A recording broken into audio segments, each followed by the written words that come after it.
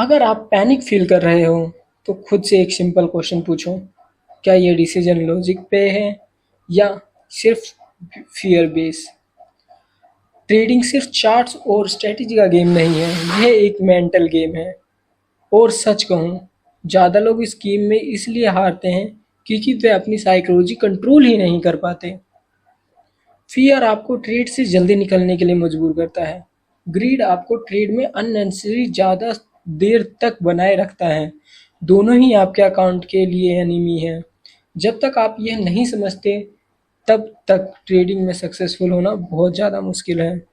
अगर आप panic feel कर रहे हो, तो खुद से एक सिंपल क्वेश्चन पूछो, क्या यह डिसीजन लॉजिक पे बेस्ड था या सिर्फ फियर है? डिसिप्लिन और इमोशन, हर ट्रेड का प्लान होना चाहिए। एंट्री, एग्जिट, स्टॉप लॉस और रिस्क क्लियरली डिफाइंड होना चाहिए। अगर प्लान नहीं तो ट्रेड नहीं। ये सिंपल सी बात बहुत इम्पोर्टेंट होती है, जो कि कई ट्रेडरों को बहुत दिनों बाद समझ में आती है। हर ट्रेडर को लॉस होता है, यहाँ तक कि जो सबसे बेस्ट ट्रेडर वॉरेन बफेट है, उन्हें भी लॉस होता है। यहाँ तक कि राकेश झुनझुनवाला ने भी अपने पैसे गंवाए हैं। लेकिन पता है उन सब में क्या कॉमन था? उन्हें पता था कि वो कितना रिस्क ले रहे हैं।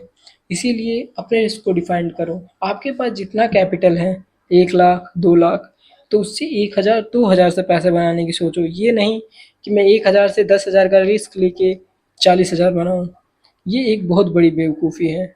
अगर आप इसे मैथमेटिक्स टूल में समझेंगे तो आपको पता चलेगा कि आप सिर्फ 10 बार ट्रेड कर सकते हैं, जबकि ट्रेडिंग में आपके साइकोलॉजी बेस्ड पे ये रेशो बहुत ज़्यादा कम है।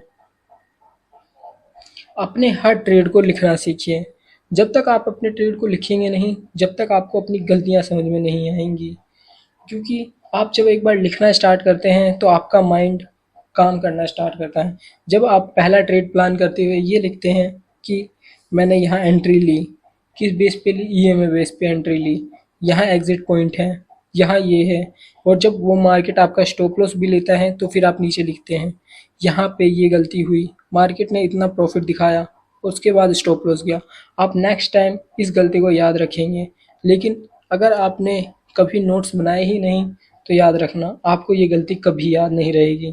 इसीलिए आपको हर गलती को जंगलिन करना चाहिए।